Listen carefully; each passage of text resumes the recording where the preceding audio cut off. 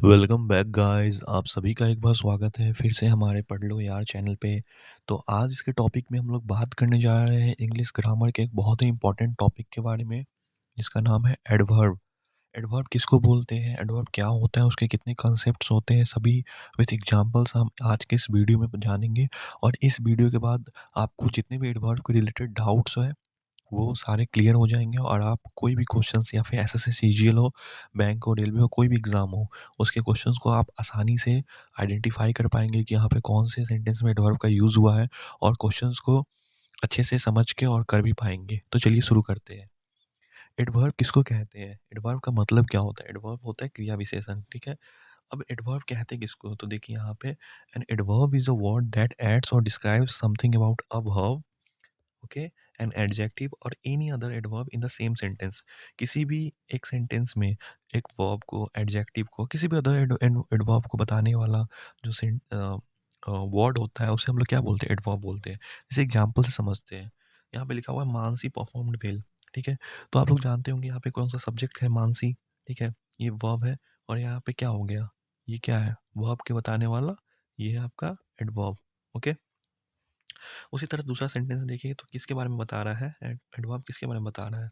तो किसी के वर्ब के बारे में बता रहा है कि कैसा परफॉर्म की मानसी, अच्छा परफॉर्म की, मानसी परफॉर्म वेल। दूसरा सेंटेंस देखते हैं, मानसी परफॉर्म क्वाइट वेल, ठीक है?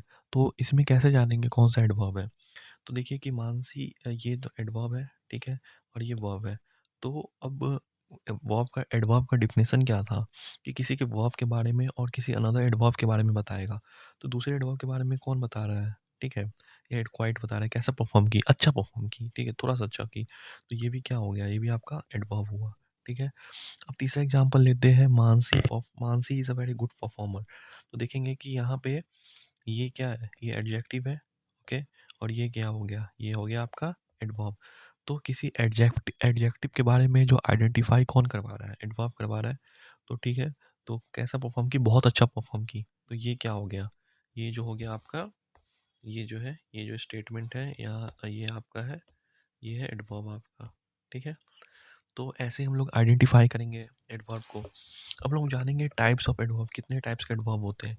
तो सबसे पहला हम जानेंगे, यहाँ पे देखिए सबसे पहला होता है एडवर्ब ऑफ मैनर, ठीक है? जो कि जिससे हम लोग को पता करते हैं कि हाउ, कैसे हुआ, ठीक है? कैसे, हाउ, जैसे कि कैसे चला, slowly, quickly, fast, beautiful, well.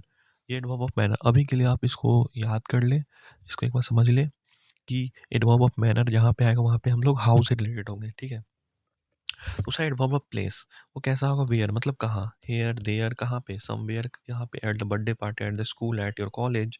तो एडवर्ब ऑफ प्लेस बताता है आपको वेयर के बारे में, ठीक है? वेयर से रिलेटेड के बारे में बताता है कि कहाँ पे। ये हाउस से रिलेटेड बारे में बताएगा। एडवर्ब ऑफ टाइम क्या होता है? कब, कब हुआ, इंसिडेंट कब हैपन हुआ। तो हुआ, कल हुआ था या लास्ट इवनिंग हुआ या फिर लास्ट नाइट हुआ। तो एडवर्ब ऑफ टाइम क्या बताएगा? वेन। इंसिडेंट, कोई भी जो इंसिडेंट है कब अकर हुआ, ठीक है? कोई भी एक्शन कब हुआ, ठीक है? तो अब एडवर्ब ऑफ फ्रीक्वेंसी क्या बताएगा? हाउ ऑफन, कितनी बार हुआ वो एक्शन। तो एक बार हुआ, दो बार हुआ, तीन बार हुआ, कितनी बार बार हो रहा है या फिर कभी कभी हो रहा है। तो एडवर्ब ऑफ फ्रीक्वेंसी ये बताएगा। अब एडवर्ब ऑफ डिग्री क्या बताएगा? हाउ मच, कैसा, हाउ मच, ठीक है? कैसा मतलब उसका कैसा था, अच्छा था, खराब था, कितना था। How much, adverb of degree, ठीक है? डिग्री के बारे में जानते ही हैं। तो वेरी, क्वाइट, इनफ, ठीक है? मतलब हाउ मच, ठीक है ना? कैसा रहा, अच्छा रहा, खराब रहा, थोड़ा सा अच्छा रहा, अभी बहुत अच्छा रहा। अब एडवर्ब ऑफ निगेशन भी आता है जो कि नॉट, नेवर, दो नेगेटिव सेंटेंस उसको बताता है, adverb of negation. Adverb of affirmation आपको क्या बताता है? सर्टेनली, एब्सोल्युटली, इसके बारे में बता रहा है, ठीक है? मतलब हाँ, सर्टेनली मतलब कि हाँ, मतलब पॉजिटिव सेंटेंस के रूप में यूज होता है। अब एडवर्ब ऑफ रीजन या फिर एडवर्ब ऑफ पर्पस किसको बताता है? सो, दश, इन ऑर्डर टू, इससे रिलेटेड कोई भी अगर आप देखिएगा तो एडवर्ब कारण, कि हाँ इसके वजह से ये हुआ, एडवर्ब इसके वजह से हुआ, 10, ठीक है? तो ऐसे एडवर्ब ऑफ रीज़न। तो 8 टाइप्स का आपने पढ़ा, ठीक है? एडवर्ब, पहला एडवर्ब ऑफ मैनर जो how, adverb of place where, adverb of time when, adverb of frequency how often, adverb of degree how much, adverb of negation not, never, adverb of affirmation certainly, absolutely, adverb of reason या purpose, so thus, मतलब final. अब बात करते हैं adverbs के concepts के बारे में, ठीक है? अब हम लोग देखेंगे कि कितने सारे कंसेप्ट्स होते हैं एडवर्ब के। कंसेप्ट नंबर 1 पे चलते हैं। सबसे पहले क्या है? तो ऑर्डर ऑफ एमपीटी, ये जो ऑर्डर है, एमपीटी मतलब मैनर, प्लेस, टाइम, ये ऑर्डर फुलफिल होना चाहिए किसी भी सेंटेंस में, तब वो सेंटेंस करेक्ट माना जाएगा, ठीक है। अब इसको एग्जांपल से समझते हैं। तो जैसे एग्जांपल लेते हैं, Sheila performed at the college yesterday well. तो इसमें कुछ आपको गलत लग रहा है, थोड़ा सा सोचिए 1 सेकंड। तो ये क्या है? ये जो है आपका नाउन है, ठीक है? ये आपका वर्ब है। तो अगर ये पूरा देखा जाए तो ये क्या बताता है? ये आपको बताएगा एडवर्ब ऑफ कहाँ? ये एडवर्ब ऑफ आपका कौन-सा है? प्लेस है, ठीक है? एडवर्ब ऑफ पूरा देखिए, एट द कॉलेज अगर एक साथ हम लोग लेंगे तो क्या एडवर्ब ऑफ प्लेस है। अब ये देखिए, ये स्टडी क्या है? ये स्टडी बताया था मैंने, ये एडवर्ब ऑफ टाइम है। अब ये क्या है? एडवर्ब ऑफ मैनर है, ठीक है? अब देखा जाए तो कैसा सीक्वेंस बन रहा है इसका? पीटीएम बन रहा है, तो नहीं, ये गलत हो जाएगा, ठीक है? ये गलत हो जाएगा। हम लोग का कैसा सीक्वेंस बनना चाहिए? एमपीटी बनना चाहिए, यानी मैनर प्लेस टाइम। तो इसको सही करेंगे, Sheila performed well at the college yesterday. अब देखिए, सबसे पहले क्या आया? मैनर आ गया, ठीक है? फिर प्लेस आया, फिर टाइम आ गया, तो ये सेंटेंस जो है करेक्ट है। तो ये जो है एडवर्ब ऑफ, जो पहला कंसेप्ट है कि मैनर प्लेस टाइम का जो यूज़ होना चाहिए, फॉलो एमपीटी, ये करेक्ट सेंटेंस सही हो जाएगा, ठीक है। तो इसको आपको याद रखना है कि एमपीटी फॉलो होगा किसी भी सेंटेंस में, पहले वो देखना है, ठीक है। अब बात करते हैं कंसेप्ट नंबर 2 के बारे में। तो एडवांस ऑर्डर ऑफ एमपीटी के बारे में पढ़ते हैं। जैसे एग्जांपल लेते हैं, पहले समझिए। Rajni shouted at her children quite aggressively at the birthday party, okay, twice last evening in the order to control their mischievous behaviour. तो इसमें देखिए कितने सारे एडवर्ब है, 3 से ज़्यादा एडवर्ब है कि नहीं, पहले ये पता करते हैं। तो इसमें एडवर्ब पता करिए, ये एडवर्ब है, ठीक है। फिर अब देखते हैं एट द बर्थडे पार्टी, ये एडवर्ब है, फिर ये एडवर्ब है, ये एडवर्ब है, ये एडवर्ब है, और इन ऑर्डर टू कंट्रोल, तो ये भी एडवर्ब है, ठीक है। तो कितने एडवर्ब आ गए इसमें? 6 एडवर्ब है, 1 2 3 4 5 और 6, ठीक है। तो किसी भी सेंटेंस में 6 से ज़्यादा एडवर्ब रहेंगे तो उसमें advance order of MPT follow होगा। वो क्या है? उसका नाम है DMPFTR, यानी degree, manner, place, frequency, time, reason, ठीक है। अब आप इस सेंटेंस में देखिए, ये ऑर्डर फॉलो हो रहा है कि नहीं हो रहा है, ठीक है। तो इस सेंटेंस में देखिएगा कि यहीं पर कौन सा है। अब हम लोग समझेंगे कि ये जो क्वाइट है, ये क्या है? क्वाइट है क्या? एडवर्ब ऑफ डिग्री है, ठीक है। अब एग्रेसिवली देखा था, ब्यूटीफुल्ली, वेल, ये सब क्या होता है? एडवर्ब ऑफ मैनर होता है, ठीक है। अब adverb of place, eight the birthday party, eight the college, ये बताया था आपको, एट योर स्कूल, ये क्या है? एडवर्ब ऑफ प्लेस है, ठीक है। ट्वाइस, थ्राइस, 4 बार, 5 बार, ये फ्रीक्वेंसी, कितनी बार, नंबर बता रहा है, ठीक है। एडवर्ब ऑफ फ्रीक्वेंसी है ये। अब लास्ट इवनिंग, यस्टरडे, ये सब क्या बताता है? एडवर्ब ऑफ टाइम, ये कब हुआ था इंसिडेंट, ठीक है, ओके। अब उसके बाद देखते हैं in order to control their mischievous, in order to क्या? एडवर्ब ऑफ रीजन, बताया था आपको, सो, दस, इन ऑर्डर टू, ये क्या? Adverb of reason. तो देखिए, ये सेंटेंस में DMPFTR, ये चीज़ फॉलो हो रहा है कि नहीं? बिल्कुल हो रहा है। तो किसी भी सेंटेंस में, मेरी बात को ध्यान से सुनिए, किसी भी सेंटेंस में 3, ठीक है, या फिर 3 से ज़्यादा, किसी भी सेंटेंस में 3 से ज़्यादा, मोर देन 3 अगर एडवर्ब है, तो उसमें हम लोग क्या रूल लगाएंगे? DMPFTR, इस सीक्वेंस में फॉलो होगा, ठीक है, ठीक है। तो वही लिखा गया है, if adverb more than 3 in a sentence then follow DMPFTR, इसको आपको याद रखना होगा। अब बात करते हैं कंसेप्ट नंबर 3 के बारे में। तो कंसेप्ट नंबर 3 हम लोग को क्या बोलता है? Too much versus much too. इस दोनों के बीच का डिफरेंस हम लोग को पता करना है। Too much versus much too कैसे पता करेंगे? तो एग्जांपल से समझते हैं। Your success has given us too much happiness, पहला, और we are too much happy to your at your success. तो ये देखेंगे कि यहाँ पे टू मच का यूज़ कब होगा? तो जब टू मच प्लस नाउन, ठीक है। टू मच के बाद किसका यूज़ होगा? नाउन का यूज़ होगा, याद रखना है। और मच टू के बाद किसका यूज़ होगा? एडजेक्टिव का यूज़ होगा। ये चीज़ आपको दिमाग में रखना पड़ेगा। जैसे कि ये पहला एग्जांपल लेते हैं, your success has given us too much, तो टू मच के बाद इसका यूज़ होगा हमेशा नाउन का यूज़ होगा। हैप्पीनेस क्या है? नाउन है। और दूसरा सेंटेंस है, वी आर मच टू के बाद किसका यूज़ होगा? हमेशा एडजेक्टिव का यूज़ होगा।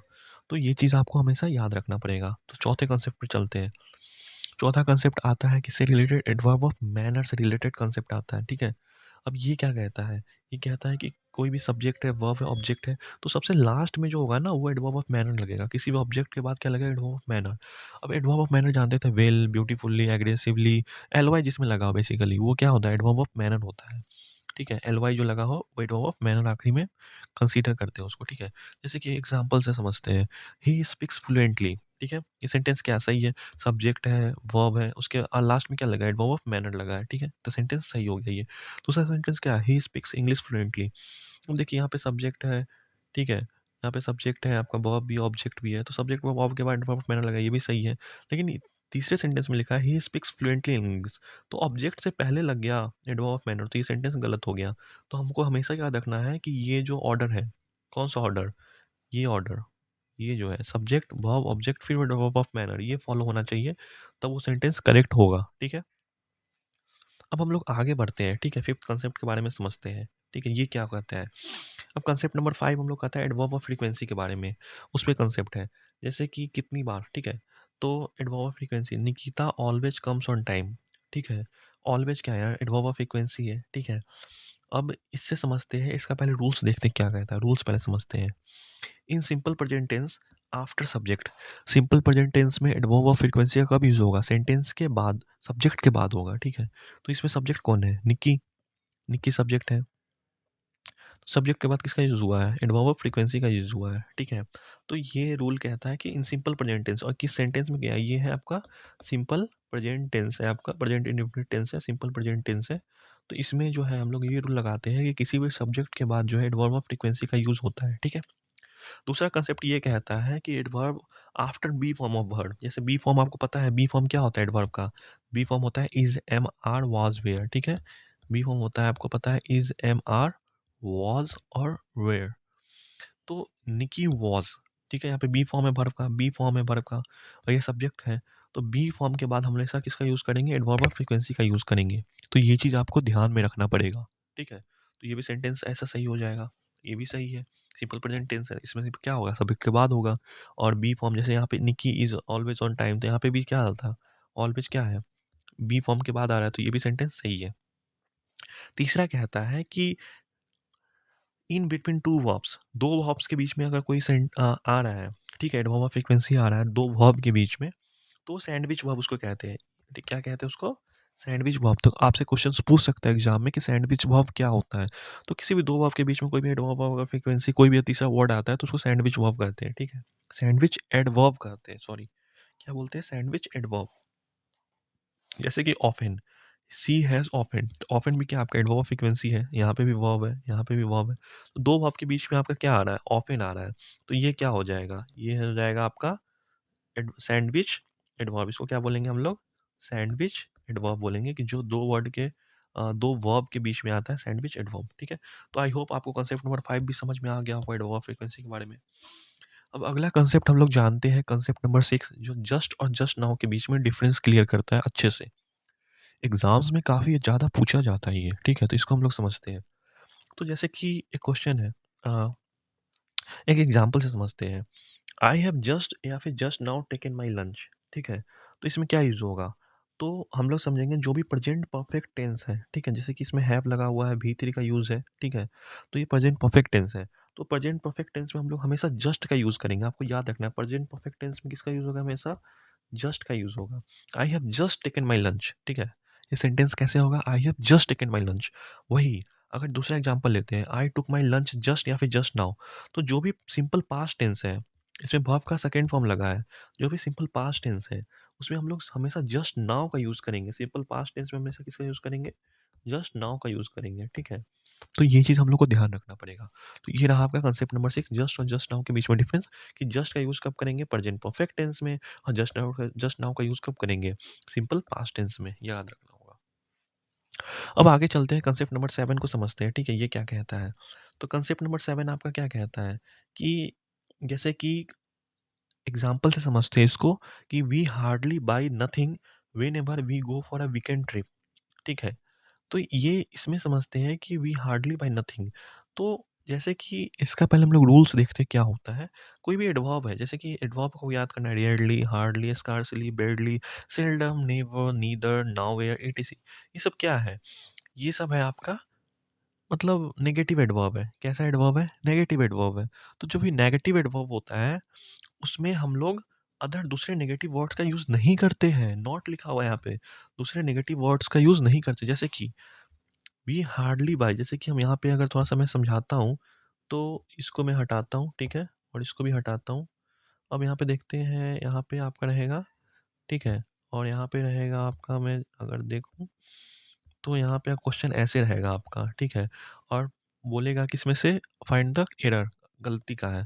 तो क्वेश्चन ऐसे रहेगा, we hardly buy nothing whenever we go for a weekend trip. ये रहेगा आपका क्वेश्चन। तो इसको आपको कैसे समझना है, इसको ऐसे आइडेंटिफाई करना है कि जहाँ पे अगर ये नेगेटिव एडवर्ब का यूज़ हो रहा है, ठीक है, जहाँ पे अगर आपका नेगेटिव एडवर्ब का यूज़ हो रहा है, वहाँ पे दूसरा नेगेटिव वर्ड्स नहीं यूज़ होगा, ये नहीं यूज़ होगा, मतलब नथिंग नहीं यूज़ होगा। तो इसके जगह क्या यूज़ होगा, इसके जगह यूज़ होगा आपका एनीथिंग। ठीक है, we hardly buy anything whenever we go for a weekend trip.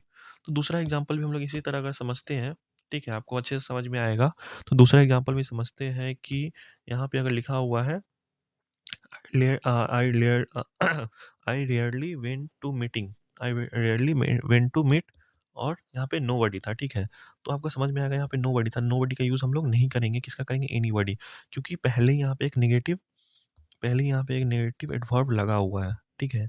तो दूसरा अगर नेगेटिव वर्ड का यूज़ इस सेंटेंस में नहीं होगा, तो नोबडी का यूज़ नहीं होगा, एनीबॉडी का यूज़ होगा। ओके, तो ऐसे हम लोग समझेंगे। ये था हम लोग का कॉन्सेप्ट नंबर 7, जो कि आई होप आपको क्लियर हो गया होगा, ठीक है। अब बात करते हैं कंसेप्ट नंबर 8 के बारे में, तो वो क्या कहता है। तो देखिए कंसेप्ट नंबर 8 आपका क्या कहता है कि else should be forwarded by but, ठीक है। एल्स हमेशा किसके बाद लगेगा, एल्स से पहले, और एल्स के बाद क्या लगेगा, हमको देखना है। एल्स के बाद क्या हमेशा यूज होगा, बट का यूज होगा, बाकी किसी का यूज नहीं होगा, याद रखना है आपको। जैसे एग्जाम्पल से समझते हैं, दिस इज नथिंग एल्स, यहाँ पे देन का यूज था, लेकिन देन का यूज हम लोग नहीं करेंगे, हम लोग किसका यूज करेंगे, बट का यूज करेंगे, क्योंकि हम लोग जाने एल्स के बाद हमेशा किसका यूज होगा, बट का यूज होगा। सी एस स्टूपिडिटी, ये नाउन है, ठीक है। बस ये आपको याद रखना है। ये है कॉन्सेप्ट नंबर हमारा 8। जैसे Raman has no one else, ठीक है, एल्स के बाद हमेशा किसका यूज़ होगा, हमेशा बट का यूज़ होगा, एक्सेप्ट नहीं होगा यहाँ पे होगा बट, ठीक है। तो एक्सेप्ट का यूज़ नहीं करेंगे, हमेशा बट का यूज़ करेंगे। तो ये सिंपल सा कॉन्सेप्ट है, आपको आई होप समझ में आ गया होगा। कॉन्सेप्ट नंबर 9 पे चलते हैं। ये क्या कहता है, ये आपको डिफरेंस क्लियर करता है 3 चीज़ के बारे में। पहला है स्टिल, सो फार और येट, किसके, ठीक है। तो हम लोग समझते हैं स्टिल, सो फार और येट, ये 3 चीज़ के बीच का डिफरेंस क्लियर करना आप लोग को ज़रूरी है, ठीक है। किसी भी क्वेश्चन में दिया रहेगा ही इज स्टिल या फिर सो फार टायर्ड, कैसा रहेगा। तो अगर स्टिल का यूज़ हम लोग कब करेंगे, स्टिल का यूज़ हम लोग करते हैं कंटिन्यूएशन ऑफ एनी सिचुएशन है, कोई भी सिचुएशन अगर कंटिन्यू हो रहा है तो उसमें स्टिल करेंगे, ठीक है। कोई काम अगर चल रहा है, जैसे कि ही स्टिल टायर्ड, वो अभी अभी थका ही हुआ है, ठीक है। जैसे कि my sister so far still lives in Delhi, my sister या फिर सो फार क्या होगा, तो my sister still lives in Delhi, my sister अभी अभी, क्योंकि काम चल ही रहा है, अभी दिल्ली में वही रह रही है, तो इसमें स्टिल का यूज़ होगा। अब बात करते हैं सोफार का यूज़ क्या होगा। सोफार का यूज़ होगा किसी भी, ठीक है, किसी भी अफर्मेटिव सेंटेंस में किसका यूज़ होगा, सोफार का यूज़ होगा, ठीक है। तो सोफार का यूज़ कैसे करेंगे, जैसे कि वी हैव डिलीवर्ड 5 प्रोजेक्ट्स, ठीक है, सोफार, ठीक है, we have delivered 5 projects so far, मतलब इसमें काम हो रहा है कि हम लोग ने अच्छे से डिलीवर्ड कर दिया अपना पाँचों प्रोजेक्ट, ठीक है। तो ये एक अच्छा पॉजिटिव स्टेटमेंट है, अफर्मेटिव स्टेटमेंट है, तो इसमें हमेशा किसका यूज़ होगा, सोफार का यूज़ होगा। अब येट का यूज़ क्या होगा, येट का यूज़ होगा या फिर नेगेटिव या फिर इंट्रोगेटिव में, ठीक है। जैसे कि ही हैजंट, जहाँ पे एंटी लग गया, मतलब नॉट, मतलब काम नहीं हुआ है, तो हमेशा किसका यूज़ होगा, ही हैजंट रीच्ड येट, अभी तक वो वहाँ पे नहीं पहुँच चुकी, वहाँ पे नहीं पहुँची है, ठीक है। तो इसमें क्या यूज़ होगा, येट का यूज़ होगा। येट का यूज़ हमेशा नेगेटिव और इंट्रोगेटिव में यूज़ होता है, ये आपको याद रखना होगा। अब आगे चलते हैं, कॉन्सेप्ट नंबर 10 पे बात करते हैं। तो बिफोर, एगो और बैक, ये तीनों के बीच का डिफरेंस क्लियर करना बहुत ज़रूरी है। जैसे कि एग्जांपल से समझते हैं, we sent all the baggage 2 months back या बिफोर, ठीक है। ये सब एग्जांपल है। अब पहले देखते हैं, डिफरेंस क्लियर करते हैं कि बिफोर, एगो और बैक का यूज़ कब-कब होता है। तो इसका रूल्स देखते हैं क्या-क्या है। तो बिफोर का यूज़ कब होता है, बिफोर का यूज़ होता है, it can be use in any tense. Before का यूज़ किसी भी टेंस में हो सकता है, जैसे पास्ट ऑफ द पास्ट। अब बेसिकली किसी भी टेंस में होगा, लेकिन अगर अगर कभी किसी भी सेंटेंस में पास्ट मतलब कोई भी इंसिडेंट हो चुका है, उससे भी पहले का इंसिडेंट के बारे में बता रहा है, वो भी हो चुका है, उसी वो भी इंसिडेंट अगर हो चुका है, दो पास्ट का इंसिडेंट एक ही सेंटेंस में अगर हो चुका है, तो उसमें हम लोग किसका यूज़ करेंगे, बिफोर का यूज़ करेंगे, इसका बिफोर का यूज़ करेंगे। चलिए एग्जाम्पल से समझते हैं। जैसे कि देखिए, she reach the railway station at 10 PM, वो कब पहुंची, 10 बजे पहुंची, बट ट्रेन डिपार्टेड 30 मिनट्स एगो, ठीक है। वो पहले ही तो लेट से पहुंची 10 बजे, उसके बाद ट्रेन भी डिपार्ट हो चुका है, कब हो चुका है, 30 मिनट पहले। तो इसमें देख रहे हैं, पास्ट ऑफ द पास्ट के बारे में बता रहा है कि पहले से तो वो लेट पहुंची, फिर ट्रेन भी पहले से डिपार्ट हो चुका है, तो मतलब दो इंसिडेंट एक ही सेंटेंस में हो चुका है जो कि पास्ट में है, तो उसमें हम लोग यूज करेंगे बिफोर। इसको ऐसे पढ़ेंगे, she reach the railway station at 10 PM but her train departed 30 minutes before, okay. दूसरा सेंटेंस देखते हैं, Neha move to Dubai 4 years before her brother did. यहाँ भी पास्ट है, ठीक है, ब्रदर डिड, और यहाँ भी पास्ट है, दो सेंटेंस में पास्ट दिया हुआ है, तो इसमें हम लोग किसका यूज करेंगे, बिफोर का यूज करेंगे, ठीक है। अब बात करते हैं I have met Sohan before. कोई भी सेंटेंस में, नॉर्मल सेंटेंस है, उसमें बिफोर का यूज होगा, ठीक है, किसी भी टेंस में हो सकता है बिफोर का यूज, कोई इसमें ऐसे रोक टोक नहीं है, ठीक है। अब बात करते हैं एगो का यूज कब होगा। एगो का यूज हम लोग फॉर्मली करते हैं, ठीक है, इनी ओनली इन पास्ट टेंस। एगो का यूज कब होता है, सिर्फ पास्ट टेंस में, तो देखते हैं एगो का यूज कब होगा। जैसे कि एग्जांपल से समझते हैं, Neha move to Dubai 4 years ago. इसमें बिफोर यूज क्यों नहीं हुआ, क्योंकि ये फॉर्मल, ठीक है, फॉर्मल सेंटेंस में इसको कंसीडर कर रहे हैं, ठीक है, कि नेहा कब कहाँ चली गई, दुबई चली गई, ठीक है, 4 साल पहले, ठीक है, तो फॉर्मल सेंटेंस है, तो इसमें हम लोग किसका यूज करेंगे, अगो का।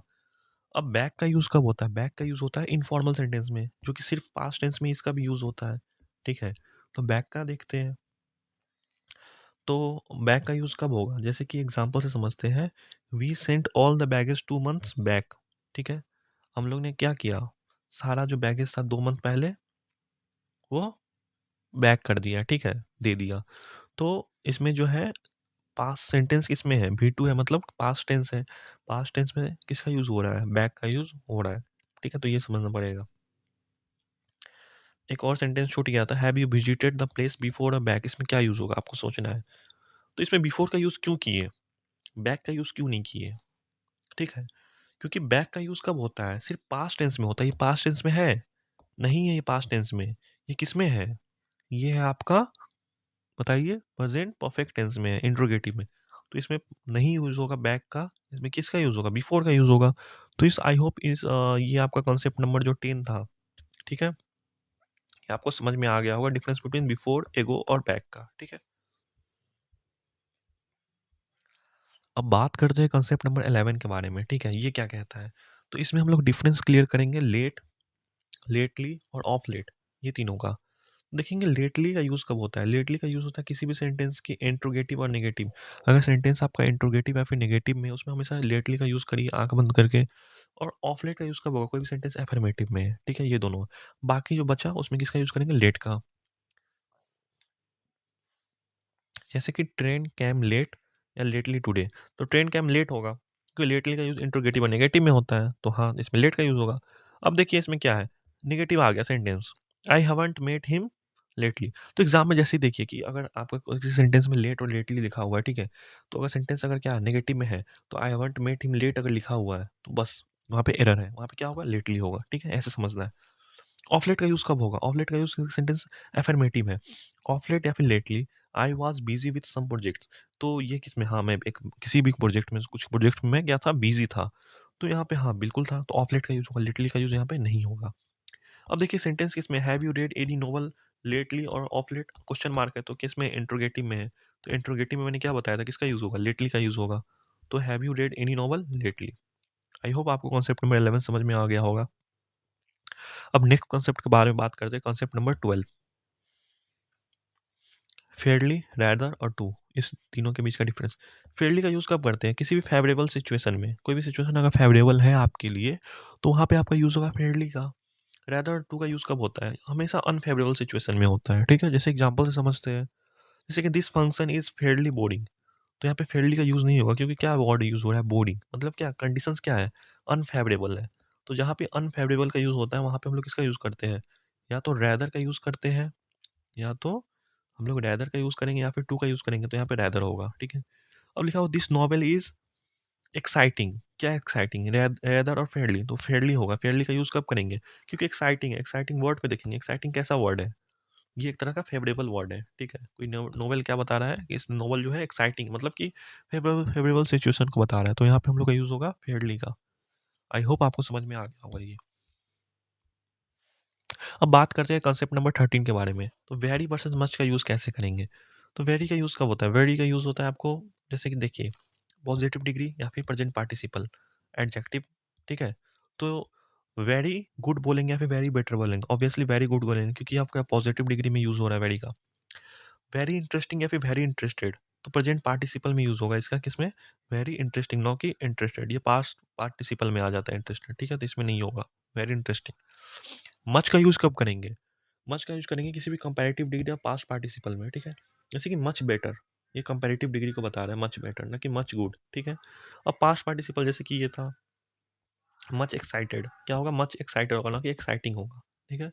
तो मच का यूज ध्यान रखना है, कब होगा? कंपैरेटिव डिग्री में होगा पास्ट पार्टिसिपल, और वेरी का यूज होगा पॉजिटिव डिग्री प्रेजेंट पार्टिसिपल, ठीक है। जैसे कि अब अगला कॉन्सेप्ट देखते हैं, अगला कॉन्सेप्ट नंबर 40, ठीक है। अब ये कॉन्सेप्ट क्या कहता है आपको, पहले इसका कॉन्सेप्ट समझिए। एडजेक्टिव, ठीक है, इनफ, और noun adjective enough plus adverb, ठीक है, ऐसे नहीं समझ में आएगा, एग्जांपल से समझाता हूँ। जैसे कि एग्जांपल लेते हैं, ठीक है, तो देखेंगे, अगर एग्जांपल लेते हैं, इसको मैं तब तक के लिए हटा देता हूँ, ठीक है। देखेंगे he has enough intelligence to solve this puzzle, ठीक है। और दूसरा एग्जांपल देखते हैं, ठीक है, कैसे आइडेंटिफाई करिएगा इस, आपके सामने ये क्वेश्चन आया तो देखिए ही हैज़ इनफ, ठीक है, इंटेलिजेंस। दूसरा क्वेश्चन, दूसरा सेंटेंस है ही हैज़ इंटेलिजेंट इनफ, ठीक है। अब आप देखिए कि ये क्या है, ये है नाउन, ठीक है। तो ही हैज़ इनफ इंटेलिजेंस, ठीक है, तो इनफ का यूज़ कैसे हुआ? नाउन से पहले हुआ है, ठीक है। तो अगर इनफ का यूज़ नाउन से पहले हुआ है, तो नाउन का क्या कर रहा है? विशेषता बता रहा है। तो विशेषण क्या होता है? विशेषण मतलब एडजेक्टिव क्या होता है? जो संज्ञा या सर्वनाम की विशेषता बताए, मतलब जो नाउन या प्रोनाउन की क्या होगा, उसका क्वालिटी बताए। तो कैसा इंटेलिजेंस है? इनफ है, तो ये किसका, किस तरह यूज हो रहा है? ये हो रहा है एडजेक्टिव की तरह यूज हो रहा है। अब दूसरे सेंटेंस में देखिए, सी इज इंटेलिजेंट, ये क्या है? आपका एडजेक्टिव है, और ठीक है, और जो एडजेक्टिव की विशेषता बताए वो क्या कहलाता है? वो कहलाता है एडवर्ब। तो ये है, क्या कहलाया? आपका एडवर्ब कहलाया। तो देखिए कैसे कैसे सेंटेंस में डिफरेंस यूज हुआ है। यहाँ पे इनफ जो है वो एज अ एडवर्ब काम किया है, और उससे पहले यहाँ पे इनफ जो है एज अ एडजेक्टिव काम किया आपको, ठीक है। तो देखिए कैसे डिफरेंस हो रहा है सेंटेंस में, ये आपको समझना पड़ेगा, ठीक है। तो यही इसी कंसेप्ट में ये चीज लिखा है। अब बात करते हैं कंसेप्ट नंबर 15 में। तो देखिए इसमें जो है आखिरी कंसेप्ट है ये, आई होप, हाँ। तो ये कंसेप्ट क्या कहता है आपको? ये कंसेप्ट कहता है कि ये जो है, जो सेंटेंस है, ठीक है, hardly he goes to office this days. तो इस सेंटेंस में हम लोग कैसे पता करेंगे कि ये सेंटेंस सही है या फिर नहीं है, ठीक है। तो अगर हम देखें क्वेश्चन पे, hardly he goes to office this days, तो नहीं, ये ऐसा नहीं होगा। Hardly does he go to office this days, ठीक है। इसमें क्या होगा, क्योंकि हार्डली क्या है? कभी कभी, ठीक है। तो जो ऐसा सेंटेंस आता है जिसमें हार्डली, नेवर, सेल्डम, ठीक है, ओनली, नॉट ओनली ऐसा रहता है, पहला नेगेटिव रहता है, नेगेटिव रहता है, तो उसमें हम लोग क्या करते हैं? उसमें हम लोग पहले उल्टा लगाते हैं, अपोजिट लगाते हैं, ठीक है। तो इसमें ऐसे यूज होगा, हम लोग देखेंगे कैसे यूज हो रहा है इसमें। हार्डली डज, इसको कर देंगे डज ही गो, गोज तो नहीं होगा क्योंकि डज लग चुका है, तो does does he go to office this days, ठीक है। बात करते हैं दूसरे एग्जांपल में, never you came to my place, नहीं, नेवर डिड यू कम, यहाँ पे डिड लग गया तो यहाँ भाव का V1 लगेगा, तो never did you come to my place. तीसरा देखिए सेल्डम लग गया है, जो भी ऐसा अगर लगे आपको, जैसे ओनली, सेल्डम, नॉट ओनली, ये सब आपको पहले रहे, ठीक है, तो इसमें क्या यूज होगा? इसमें यही यूज होगा, जैसे seldom I had seen her there, नहीं, seldom had I seen her there, ठीक है। ये प्रेजेंट पास्ट परफेक्ट है ये। Only yesterday I got this job, नहीं, only yesterday did I get this job, ठीक है। डिड लग गया तो क्या वर्ब का V1 लगेगा, ठीक है। अब बात करते हैं आखिरी, not only Hari sings but also composes, not only does Hari sing, not only does Hari sing but also compose. यहाँ पे कंपोजेस नहीं होगा, ये आपको बात रखना है, यहाँ पे क्या होगा? कंपोज, क्योंकि यहाँ पे डज लगा है, क्या लगा है? डज। तो यहाँ पे सिंग भी होगा और यहाँ पे कंपोज भी होगा, तो ये चीज़ आपको याद रखना पड़ेगा, ठीक है। अब हम लोग एक और चीज़ देखेंगे कि जो ऐसा एडवर्ब होता है ना, ऐसा एडवर्ब होता है, इसको हम लोग क्या बोलते हैं? तो इसको हम लोग क्या बोलते हैं? एडवर्ब ऑफ, जो कि हम अभी जानेंगे कि ऐसे एडवर्ब को हम लोग क्या बोलते हैं। ये जो एडवर्ब होता है जिसमें कि अगर पहले आपको नेगेटिव आता है, उसको हम लोग कुछ नाम देते हैं, जिसको बोलते हैं हम लोग रूल ऑफ इन्वर्सन। क्या नाम देते हैं इसको? ये आपको नोट कर लेना जरूरी है। ये उसको बोलते हैं रूल ऑफ इन्वर्सन, मतलब इन्वर्सन का रूल, ठीक है। ये कहलाता है रूल ऑफ इन्वर्सन। ठीक है, ये चीज़ आप दिमाग में रखिए और आई होप आपको समझ में आया होगा। ठीक है, तो आज के लिए बस इतना ही। हम बात करते हैं नेक्स्ट वीडियो में किसी और भी इंटरेस्टिंग टॉपिक के बारे में। तब तक के लिए स्टे ट्यून्ड।